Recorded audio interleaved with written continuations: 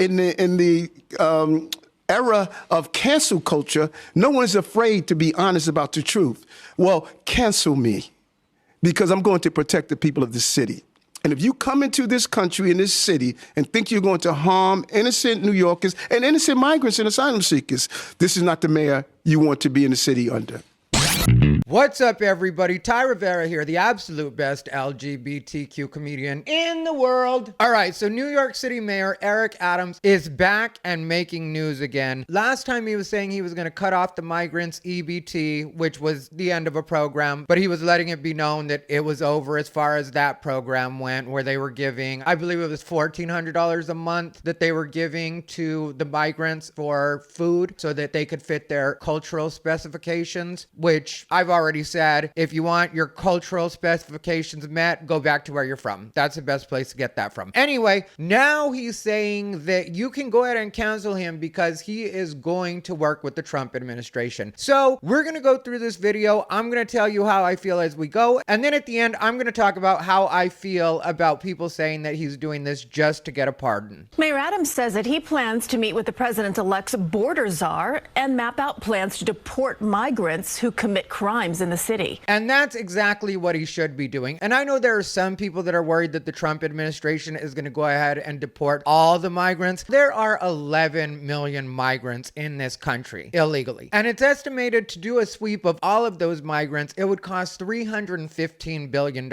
I could be wrong, but I don't think that that's a cost that the Trump administration is going to want to incur just on deporting migrants. Also, the amount of time it would take and the resources would be way more than Trump wants to deal with. It would make it so it's kind of just a full-time job. Like, that's all he would be doing is deporting migrants. So all they're really concentrating on is what's dangerous and what's committing crimes. And to me, I don't see a single thing wrong with that. The incoming czar has talked about the fact that, I believe the estimate he gave in an interview was it's $80,000 per person that it costs to deport somebody. I don't know if that's accurate or not. Because I think most people think it's as easy as you just catch them, you put them on a bus or a plane and send them back home. It's not that easy. Their country has to accept them. There's paperwork that has to be done in order to have that process go through the way that it's supposed to go through. They have to wait in detention centers, having to feed them while they're waiting to go back to their home country. So it's not a cheap process, and I really don't think that that's something that they're going to want to dedicate that much time, money, and resources to get rid of all 11 million. So for you bleeding hearts out there that think they're going to round up all the immigrants, they're actually not. It's not going to be a mass sweep of neighborhoods. It would be way too expensive. So stop worrying yourselves and stop making drama out of nothing. They are not going to get rid of all the immigrants. I wish, but they're not going to. Political reporter Marsha Kramer here now with more on this. Marsha. Marsha. Maurice and Christine, Mayor Adams had a message for those who might be shocked that the Democratic mayor of New York City is willing to cooperate with the Republican president. I don't know why anybody would be shocked. Of course, a Democratic mayor should cooperate with the Republican president. And we need more of this from our politicians in all states, all levels, both parties. That's what we actually need, because this is what the people want. Meanwhile, you have idiots like Gavin Newsom requesting a $25 million anti-Trump war chest so that he can get in the way while California falls apart, which I hope they eventually vote him out, because that's a person that really needs to go. To deport bad guy migrants. He says, Google Barack Obama, Google Hillary Clinton. Adams insisted both Democratic Party icons supported deporting migrants who commit crimes. And I took the liberty of Googling both so you wouldn't have to. And here's what I found. In 2005, Barack Obama was quoted saying, "We simply cannot allow people to pour into the United States undetected, undocumented, unchecked, and circumventing the line of people who are waiting patiently, diligently, and lawfully to become immigrants in this country." Barack Obama was also the harshest enforcer of immigration laws in American history, deporting more illegals than any previous administration. The Obama administration deported about about 3 million illegal immigrants compared to 2 million under Bush. This jump was made possible by Obama's expansion of a Bush-era program called Secure Communities. This program allowed local police departments to cooperate voluntarily with the federal government on deportation. Obama made it mandatory for all states to cooperate. The Obama administration also was not lenient on employers, issuing 15.5 times as many fines against employers and 8.3 as many arrests for immigration law violations as did George W. Bush by the end of 2014. President Obama's Immigration and Customs Enforcement Agency also encouraged businesses to sign up for E-Verify, an expensive government program that is supposed to weed unlawful immigrants out of the workforce. Obama also was the one that expanded the jail-like conditions for migrant children that were seeking asylum, which eventually everybody ripped Trump about, but that had been going on since Obama. People just didn't pay attention to it because Obama had a nice smiley face and everybody liked to see him sing Al Green or whatever he was doing at the particular moment.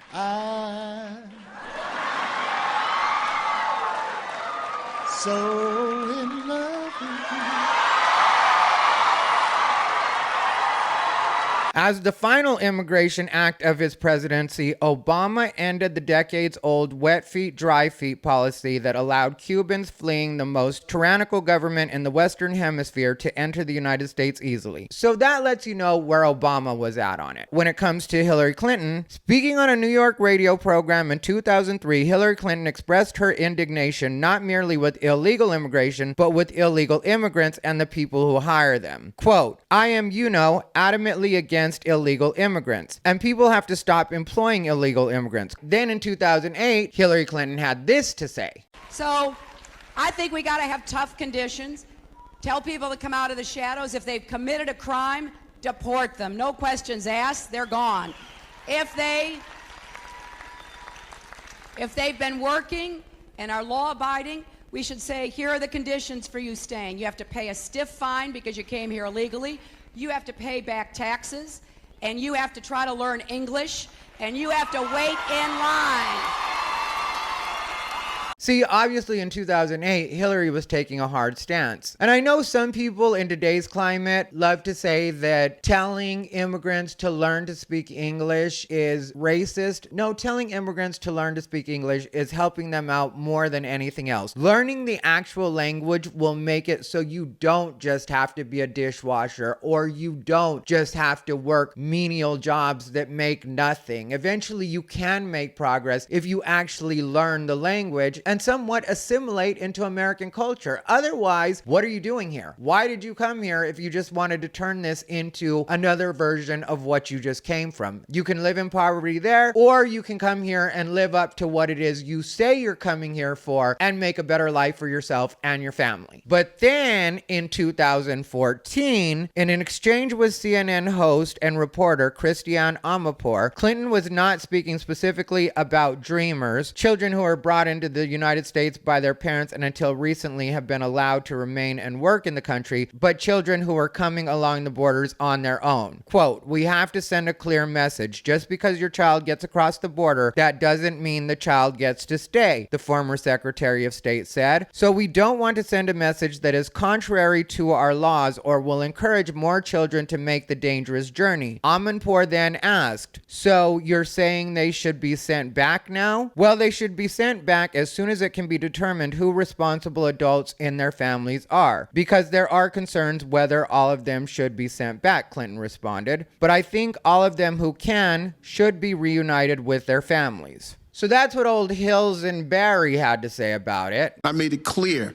that I'm not going to be warring with this administration. I'm going to be working with this administration. I'm not going to be warring with this administration. I'm going to be working with this administration. See, this is why I'm saying we need more attitudes like the one that Eric Adams has right now. And I'm hoping that Americans will be vocal with their politicians. This is what we need. And this is what we want. And the more state politicians and local politicians fight the administration, the more money that it costs us, and more people get victimized by the criminal migrants in the meantime. Mayor Adams announcing that he has reached out to the Trump administration's new border czar, Tom Homan, to hear his ideas about the deportation of immigrants. The mayor says that Americans voted for Trump because of his immigration and border proposals, and it's his duty to help fix the border crisis. And I know some people are saying that Mayor Eric Adams is doing this just to eventually get a pardon, because in case you didn't know, he had a federal indictment. And people are saying that's the reason he's singing a different tune. I'm going to play a quick couple of clips that actually are from over a year ago, so well before the indictment, where he was actually telling the press and Biden that New York needed help. New York City Mayor Eric Adams has been looking for solutions as an increasing number of migrants come to the Big Apple. Even down the block from CBS News Broadcast Center, a group of asylum seekers has refused to move from tents outside of a hotel to a facility in Brooklyn. This is what I'm talking about. While everybody on the left always tries to act like, oh, these poor migrants. Can you imagine the entitlement of refusing to move from tents to a facility that they have for you? And I don't care what the reason is. I'm tired of people trying to make excuses for these people. Like they had to be there because of this. It doesn't matter what the excuse is. You are here as a guest. If you are asked to move to a different spot, you move to a different spot. You don't come here and just decide that this sidewalk is now your plot of land, and because you put a tent there, that's going to now be your house or where you decide to live until you figure something else out. This is something that we had happening regularly in LA, and the way the laws are set up in LA is that it's considered an encampment once they put a tent up or anything that kind of makes it their house. So you would have people in LA, and this is while I was living there, so this is around 8 to 10 years ago now. And it was so bad because what they had to do in order to get people out of there was they had to actually come in and put up an eviction notice, like they would if you were renting an apartment and weren't able to pay your rent. But they have to put the eviction notice in a place where people can see it. So all the homeless people had to do, literally, and I had a friend that worked for one of the councilmen, and they were really having this problem in the Echo Park area. That was part of their district. And so what would happen was they would go ahead and put the eviction notice on the homeless person's, say, tent or the wall behind where they had all their stuff set up. Well, all anybody has to do is come over, take down the eviction notice, say they never saw it, and then they have to be served again. So this creates a problem that never ends up fixing itself. Then when you imagine that with the migrants, I don't know what the situation or the law is in New York, but it just really seems like a lot of entitlement that people come here with when they come from other countries. Like I did the story last time about them wanting food that was culturally sensitive. You want food that's culturally sensitive. You want to be able to just decide where you're going to stay or where you're going to live. I mean, how much are we supposed to accommodate these poor migrants that are supposedly just coming here to make a better life? And with what they're costing us, at what point do we say you having a better life doesn't mean that we as American citizens should have a worse life? CBS News' Ed O'Keefe sat down with Mayor Adams and asked what needs to change on immigration policy.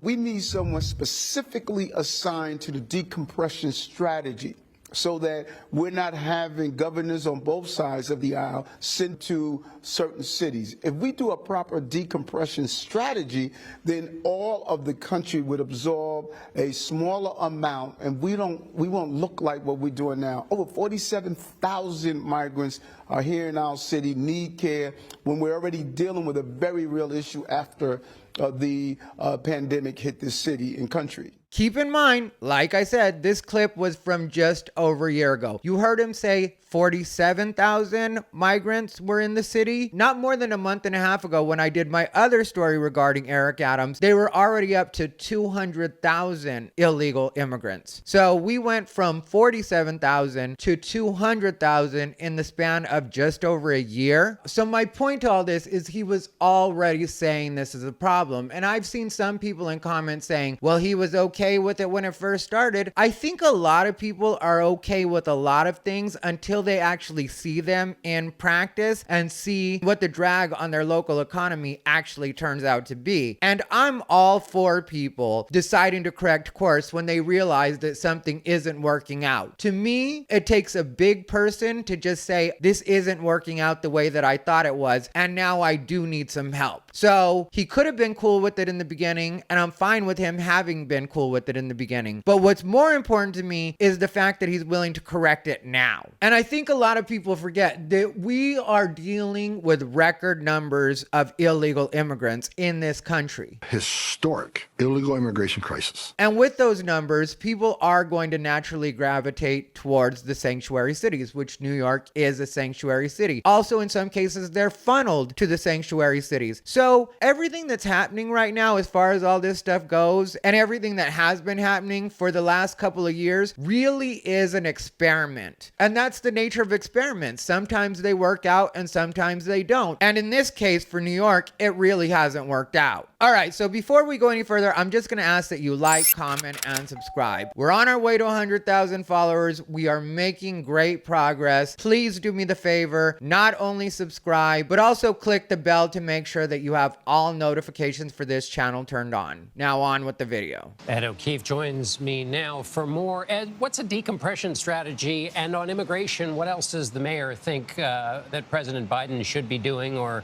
what's his opinion of how the president's handling this issue?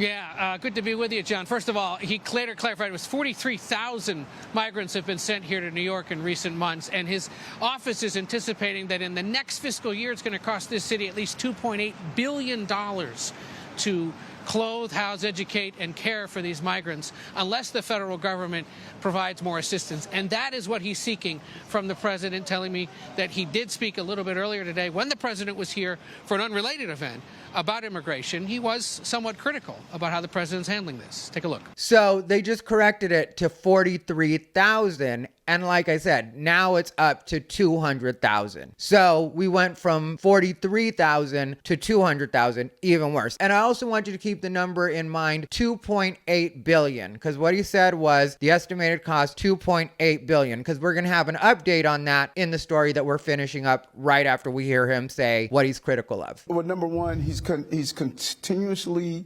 pushing the Republicans to state we need a comprehensive immigration reform. That is the heart of the problem. That is the fire prevention. What we're not getting right is the fire right now. You know, when my house is burning, I like to say, don't tell me about fire prevention tactics. We got to put out the fire. See, so like I said, he was already being critical of the way that Biden was handling his situation in New York before the indictment dropped. So when people keep saying that he's only doing this for a pardon, do I think that it's part of it? Yes. Will I talk about that a little bit more at the end? Most definitely. But I don't think that's the entire reason, or he wouldn't have been talking about it over a year ago. Now, out of the flashback and back to the present day. We cannot ignore the fact that the American people have communicated to us loudly and clearly. We have a broken system they want to fix. And again, he's hitting all the right notes. We do have a broken system and we need it fixed. And I think even what at the beginning of the Biden administration would have been some of the most hardcore supporters of immigrants and immigrants' rights have started to see that this really isn't working out the way that they thought it would. And I think some of those people are really in line with what's happening right now, even if they can't admit it publicly. One, because people never like admitting that they're wrong, and two, because they would likely get canceled by their friends. And I think that's where a lot of your secret Trump supporters came from, was stuff like this, where it got like, okay, well, I never want to admit that I was wrong about this, and that maybe I shouldn't have been yelling at everybody on Facebook and telling them they were racist and xenophobic. So instead of just coming out and admitting that publicly, I will just secretly vote for Donald Trump and make like it never happened. I'll pretend like I still have my liberal views and I think that people should just be able to come here, and if you can find a plot of land, then you belong in this country. This country was built on immigrants. Get them out of here, Trump. That's the way I think it plays out. The mayor also making clear that he wants to work with the Trump administration on how best to get migrants who commit crimes out of the country and out of the city. What I had to blur out right there was footage of some migrants fighting the police. Those migrants suffered no consequences, and I have heard and read and seen a few stories like that, which you or I, as American citizens, if we were to do this, we would be under the jail. So how is it that people come here, again, as guests, as beneficiaries of our kindness, are beating up our police? And I can admit the police aren't perfect. I personally have dealt with asshole cops before, but there are also plenty of good police officers too. So while we do need reform in that department, I am definitely not an abolish the police person. I am definitely not a defund the police person. Like I said, we need some reform in that area, most definitely. But if anything goes wrong, the police are who I'm calling first. So I'm not going to pretend that we shouldn't protect them, and I definitely don't think that we should have migrants getting in actual physical fights with the police. You got a guy, he's on camera shooting a police officer. I don't want that guy in my city. Plain and simple. You got a guy that rapes one young lady, gets out, and go rape another person. I don't want them in the city. And that's what we're dealing with in some cases. Like there was just that case in Georgia, Lake and Riley, where that girl was raped and killed by a migrant. And we see stories like this on social media. We read about these stories online. We see them on the news. And we're seeing it way more than it should be happening. Actually, it shouldn't be happening at all if we're honest about it. But people are going to be people, and there are going to be terrible things that happen, even if we didn't have any migrants in this country. And I get that. But the fact that we actually have migrants doing this, getting away with it, and then coming back out and doing it again, how does that make sense to anybody? How is it anybody can see or hear this and think that we're dealing with anything but a broken system when this is what's happening? They have footage of migrants shooting at the police. They have people going to jail for rape and then getting out immediately and raping someone else. And I know we're talking about New York right now, but this shouldn't be happening in any city. Like I have a friend in LA that got stabbed by his neighbor. He had to go to the hospital because it was an actual stabbing. The guy went to jail. The guy got out of jail before my friend got out of the hospital. When my friend came home from the hospital, his neighbor was back being his neighbor again. So he's living near the guy that stabbed him. And this isn't a story that I just heard through the grapevine or saw on social media. This is a person that I actually know and talked to that this happened to. When immigrants are under attack, what do we do? Stand up, fight back! This as a coalition of elected officials and immigration rights advocates called on New York officials to invest $165 million to provide legal services for people who might be targeted by the Trump administration for deportation. Calling on officials to give $165 million for a defense fund for people that shouldn't be in this country in the first place. Make it make sense, please. If you ask me, these activists and local elected officials should start up a GoFundMe and see what the people actually say. Start up a GoFundMe for $165 million and see how many people are willing to actually throw their money at that. See what they say, because I say no. These people have gotten enough out of this country. The gravy train needs to stop on all fronts. And so what we're doing here is making sure that people who have a legal recourse, the people who have who are in our country right now, whether it's 5 minutes, 5 years, 50 years, they're protected by the Constitution. And another stupid activist, whether it's 5 minutes, 5 years, or 50 years, all of those people should be treated the same. That's what she's saying. And I'm fine with treating all of those people the same. As in, they all get deported. Whether it's 5 minutes, 5 years, or 50 years. They can all go back as far as I'm concerned. But this is how activists always go too far. You're telling me that a person that's been here 5 minutes illegally should have their legal taken care aware of. And the person that's saying this is a woman by the name of Catalina Cruz. She's New York State Assembly, Queens. She's a Democrat, obviously. And what I would say to Catalina Cruz and the activist of her ilk is, why don't you go back to the home countries of these people with these people, and the same kind of demands you're making of your government, make those demands of their government. Get them the same treatment that they're getting here in their home country. If you really want to advocate for them, if you're really the activist that you're claiming to be, go back to where they're from and tell their government that they need to make sure that they have food, housing, and should anything go wrong, they should also have a legal fund dedicated to whatever their cause might be. Do that. And once you're done with that, then come back and start working on the United States. And obviously, I say this as a tactic to get this woman, Catalina Cruz, out of the country and to understand she would be a very old woman before she would ever be able to come back. And it wouldn't be coming back because she had actually completed the job. It would be coming back because she had realized that nobody's going to treat these people as good as the United States has treated them when they're not even citizens of our country. And at a point, our kindness has to end. And that's something people like Catalina Cruz need to understand, is that at a point, it's just done. That's what the people want. And I don't care how soft of a heart you have, Catalina Cruz, or if you're first generation, which is usually the kind of people that push this stuff. And I'm not trying to be rude or just push some sort of stereotype, but it usually is people that just got to this country themselves and have experienced the kindness of this country that want to now extend that to other people. You're barely here. So recognize that you got lucky, be thankful for that, and stop trying to loan us out to your friends. They should be protected by the Constitution,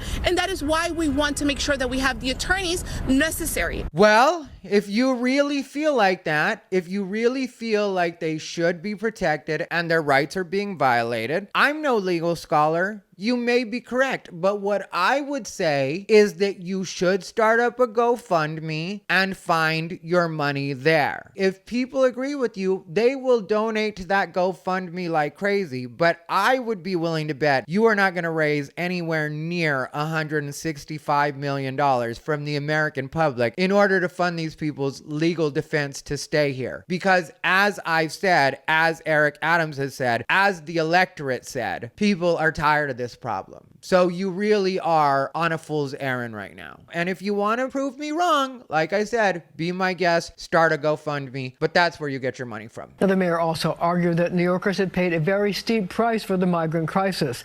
The city has spent $6.4 billion to shelter asylum seekers. Money, he said, that could have been spent on many other things, like hiring 1,000 cops, guidance counselors, and social workers for schools, parks workers, and summer youth employment programs. Guys. All right, Marcia, thank you. Thank you, Marcia. So remember when I said $2.8 billion was a number to remember? $2.8 billion was what he thought it was going to cost just over a year ago. Now it's turned out to be $6.4 billion. And that's what I meant when people will sometimes start out with one idea or thinking things are going to be one way, so they agree to them, and in some cases they really push for them, and then once they realize the reality of them, it turns out to be way more expensive than you thought it was going to be. It happens with a lot of things if you think about it. Like, the everyday person can relate to this within different things in their life. Like if you put on an event, like say a birthday, or especially like a wedding, a quinceañera, which we'll probably be having less quinceañeras, just joking.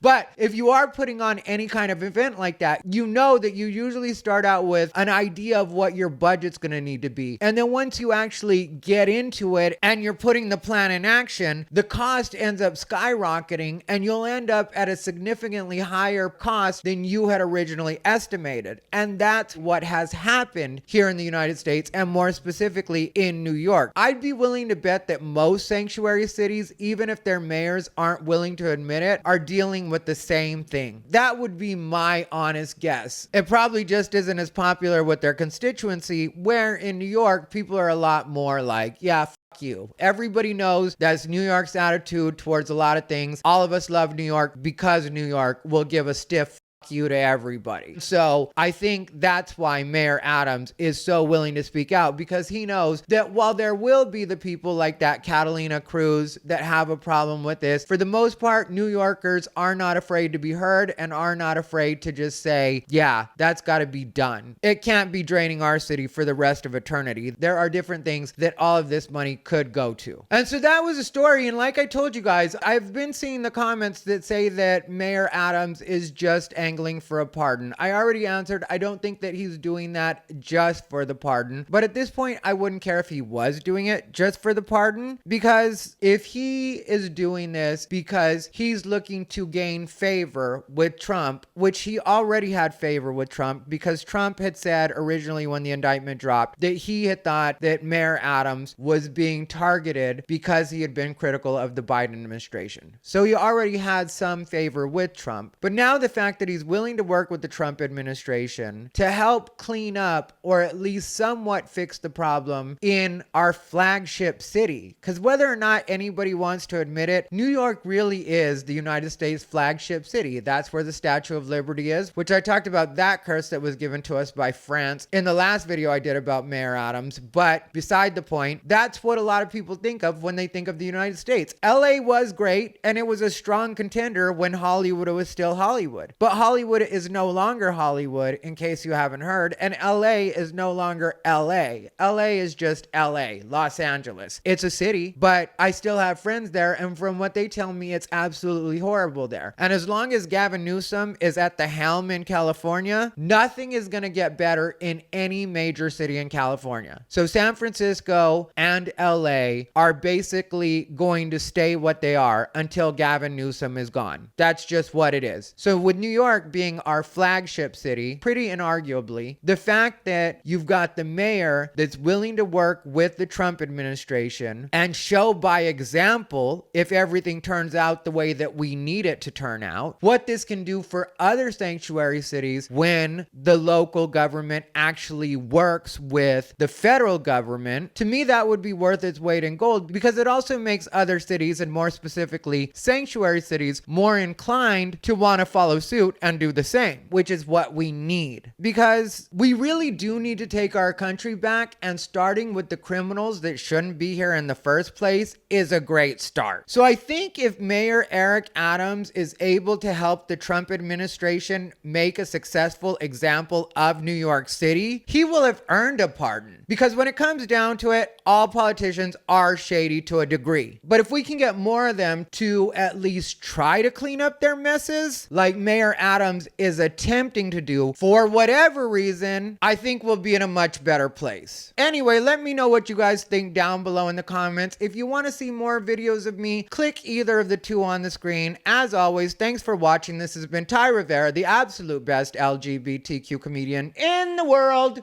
They bought into his bullshit.